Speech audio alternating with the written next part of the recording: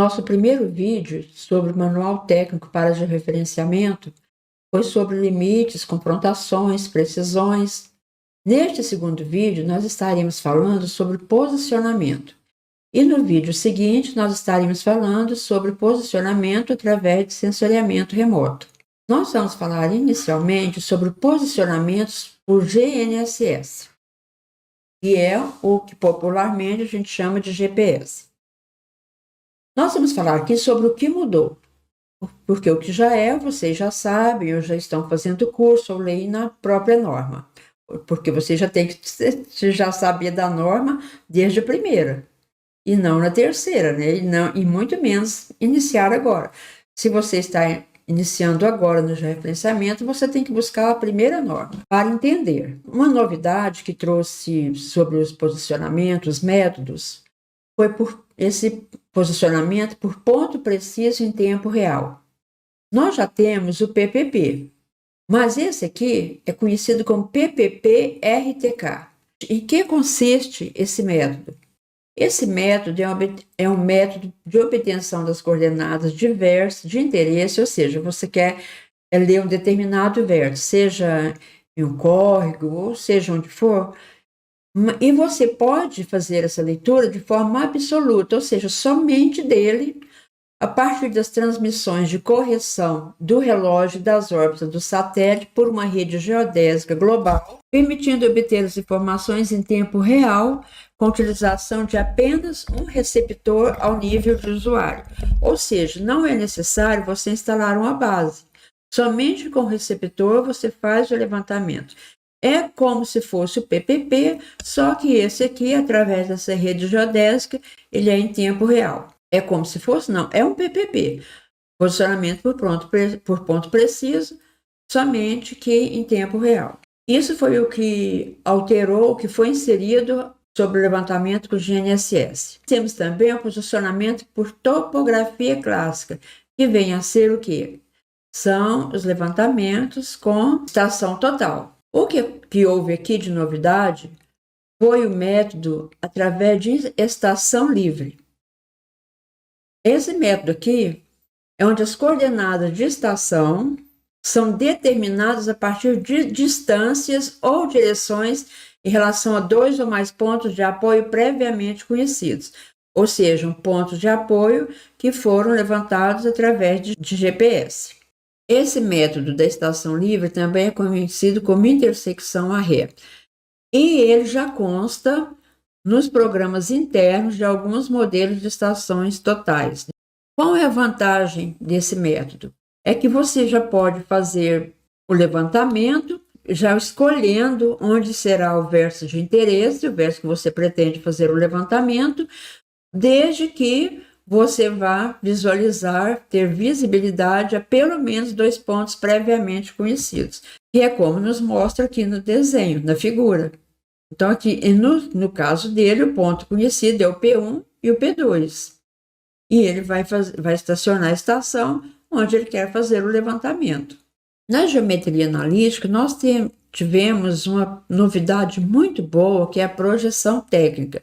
Mas preste atenção. Como que é essa projeção técnica?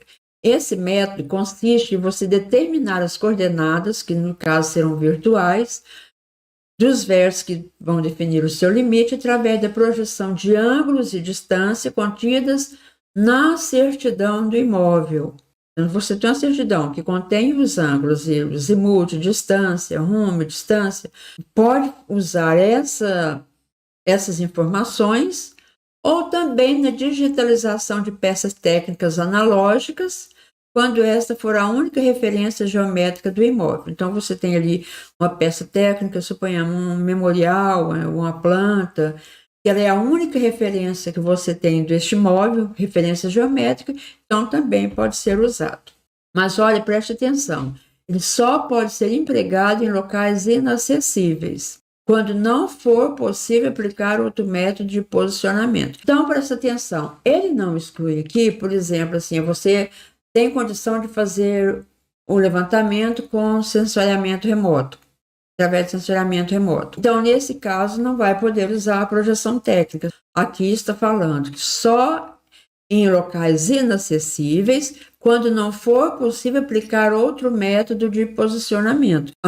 O sensoriamento remoto é um método de posicionamento.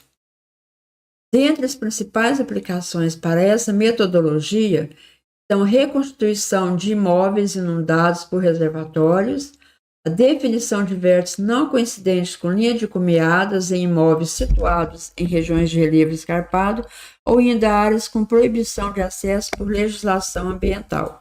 Então, se enquadrou numa dessas definições, pode usar o método projeção técnica. O que houve de inclusão foi o PT9, que é a estação livre, e o PA3, que é a projeção técnica. Qual a guarda das peças técnicas para esse tipo de posicionamento? Para qualquer um desses que eu falei. Arquivos brutos, GNSS em formato Hynix nativo. Arquivos de registro de dados, GNSS RTK, ou seja, os arquivos de trabalho. Esse arquivo de trabalho não está muito bem explicado, mas, por exemplo, eu entendo que se você está usando um programa e nesse programa você vai exportar um relatório, esse relatório é um arquivo de trabalho. Relatório de processamento e ajustamento de posicionamento por GNSS, cadernetas de campo digitais ou analógicas, relatório de processamento e ajustamento de dados de posicionamento por topografia clássica, e são as estações totais.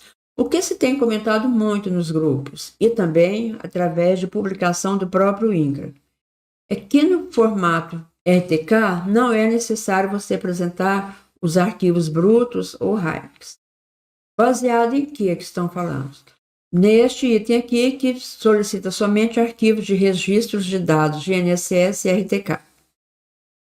Vamos pela lógica. No manual, quando ele se refere a posicionamento por GNSS, ele inclui o RTK.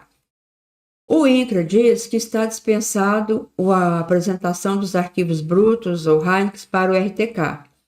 Então, se está dispensado, então ele deve consertar no manual e tirar o RTK dessa parte de GNSS e deixar isolado, porque isso aqui está com dupla interpretação. Eu entendo que faz parte do GNSS. Mas, se não faz parte, tire o que se trata do RTK no item de posicionamento por GNSS. Aí fica tudo certo, está dispensado. Mas aqui está, como outros itens que nós falamos no vídeo anterior, também está com sentido um pouco desentendido aí. No próximo vídeo, nós estaremos falando sobre posicionamento por sensoriamento remoto. Será um vídeo mais longo, porque houveram muitas novidades e nós temos que falar sobre elas, inclusive o uso de drones.